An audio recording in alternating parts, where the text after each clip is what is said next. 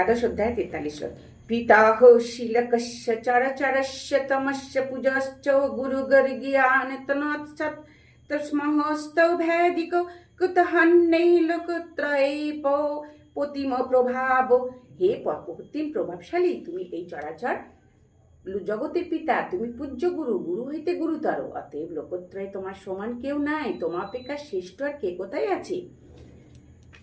তস্মাৎ প্রণম্য প্রণিধায় কায়ং প্রসাদয়িতমহমি সৌডম সুমিডাম পিতেব পুত্রস্য সখেব সক্ষু প্রিয় প্রিয়াং হসি দেব সৌরুম। বলছেন, এই দেব, তো আমি দণ্ডবৎ পতিত হইয়া প্রণতিপূর্বক জগদারাধ্য তোমার প্রসাদ প্রার্থনা করিতেছি। পিতা যেরূপ পুত্রের সখা, যেরূপ সখার প্রতি, যেরূপ প্রিয়তমার প্রতি অপরাধ সহ্য করেন, সেরূপ আপনিও আমার অপরাধ ক্ষমা করুন। অদিষ্ট পূর্বং ঋষিত হস্মি দিষ্টা ভয়নচ প্রবর্তিতং মনমে তদেব মে দর্শয় দেব রূপং পোষিত দেবেশ জগন্নিবাস।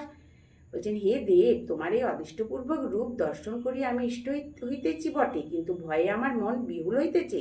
তোমার সেই রূপ প্রদর্শন করাও। হে দেবে সেই জগতধার, আমার প্রতি প্রসন্ন হও।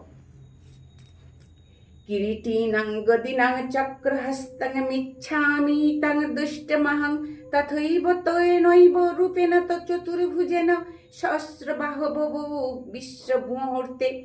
বলছে, আমি তোমার পূর্বে যে রূপ দেখিয়াছি সেই রূপ কিরীটিভূষিত গদাধর চক্রহস্ত দেখিতে ইচ্ছা করি। সেই সহস্র বাহুধারীন হে বিশ্ব মূর্তিধারীন, তুমি সেই রূপ চতুর্ভুজ রূপে আবির্ভূত হও।